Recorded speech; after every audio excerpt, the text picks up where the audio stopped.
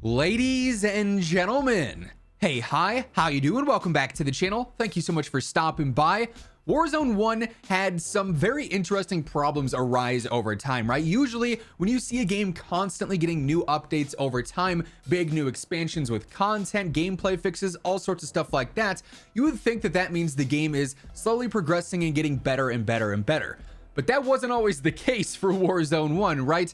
Oftentimes when we would see a new update go live, it would actually cause several new issues and bring back old issues. Think the stim glitch, the gas mask glitch back on Verdansk. We had issues on Caldera with the demon gun glitches always happening, stuff like that. Essentially, Warzone 1 had so many issues as it got new updates, which is the reverse of what should have happened, right? And frankly, that all stemmed because Warzone 1 was only meant to be a one-year game if it performed in the same way that Blackout did, or if it was just an average battle royale, right? There's plenty of evidence to support this.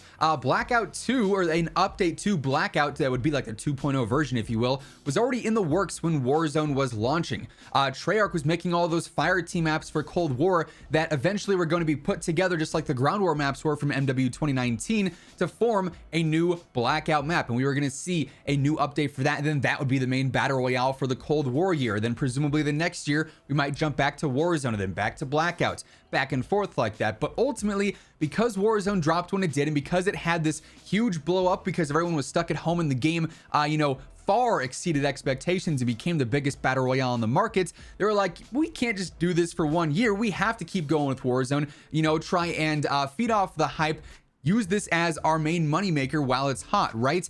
And ultimately, because it just wasn't planned to be that multi-year game, it suffered because of that.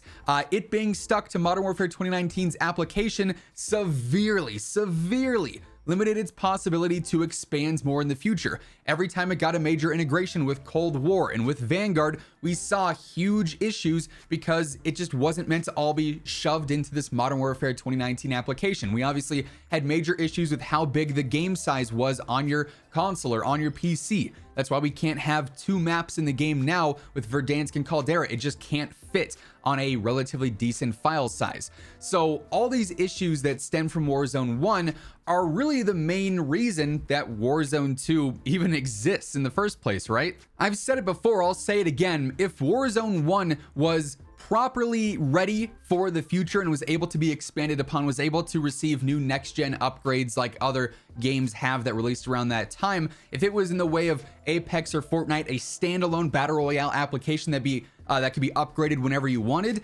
Warzone 2 would not exist. We would see continuous and large updates to Warzone 1 that would be way more game-changing than what we've seen previously, but they're so limited because of what they expected Warzone 1 to be, which was a third game mode for Modern Warfare that lasted the Modern Warfare year, and then they went back to Blackout. So Warzone 2 seriously looks to change that. They do not want a repeat scenario of this. They want to have Warzone 2 be there and be there long term.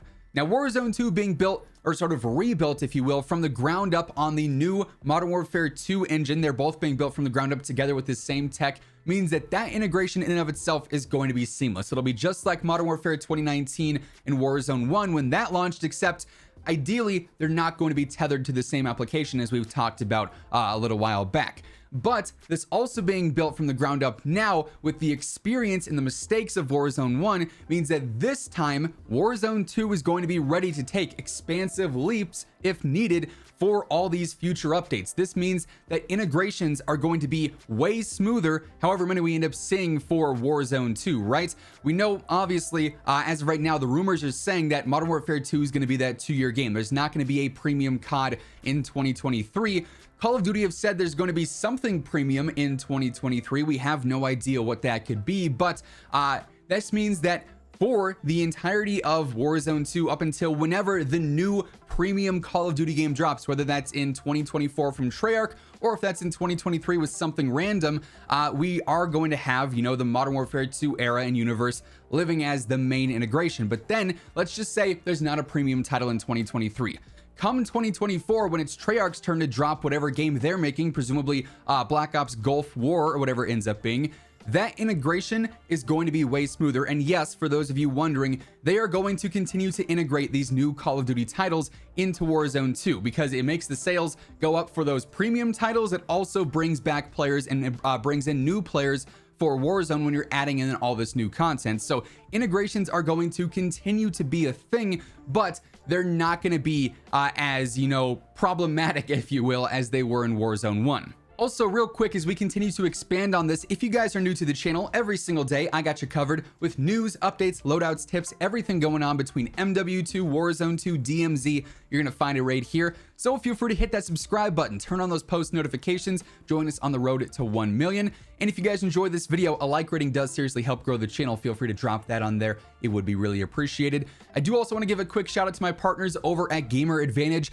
especially with MW2 on the horizon as well as Warzone 2. If you are planning on grinding out weapon camos, levels, whatever the case may be, invest in a pair of Gamer Advantage glasses. I wear these things every single day. They allow you to perform better longer. You get reduced eye strain, reduced headaches, and when you go to bed at night, you're gonna feel more rejuvenated in the morning because you slept better because of these glasses. They are by far the most essential part of my setup, and if you ever want to cop a pair for yourself, COD Immortal has you covered. Link for that is down below. But yeah, when it comes time for the next integration for Warzone 2, the full-on integration, we're talking all the new weapons, potentially new operators, new perks and stuff like that, and a new map according to leaks that we've also covered as well. We're not going to see these issues where come day one when the Cold War integration update happens, the game is unplayable for a large handful of people. Things are broken beyond belief. Attachments aren't doing what they're supposed to be doing, this, that, and whatever else. Integrations are going to be far, far smoother. That also is because all the future Call of Duty games, as we know, are going to be built off of the same engine that Warzone 2 and MW2 are being built off of, so that makes things smoother just right then and there. But also, because they now have the experience of Warzone 1's integrations, as poorly as some of them went, those are teachers. Those are learning things that give you a lot of good information for the future, so that when you have to do the do-over, you don't make the same mistake twice. You know, Warzone 2 is not going to be the reason that there should have to be a Warzone 2.5 or a Warzone 3, like Warzone 1 is the reason that there has to be a Warzone 2 for the future of the franchise and the future of Call of Duty Battle Royale. So Warzone 2 looks to fix the biggest mistake of Warzone 1, and that is not being ready for the future. As curious as the future sounds, with all the stuff changing, with no premium title, with the Microsoft takeover potentially looming, things could get very interesting, but we should be, you know, not so worried about Warzone 2 breaking every time there's a major update because they had so much time to learn off of Warzone 1. That being said, that is effectively going to wrap things up for this one. If you guys enjoyed the video, let me know by dropping a like on it. And as mentioned, if you're new here, feel free to hit that subscribe button, turn on those post notifications. That way you can always guarantee you're up to date with all things going on in COD. And as always, if you want to check out any of my partners, be sure to use code IMMORTAL for a discount on all Scuff, G Fuel, Gamer Advantage, and Control Freak products. The links for all those will be down in the description below. But once again, thank you so much for tuning in, and until next time, take it easy, have an awesome rest of your day, and I'll catch you guys later. Peace out.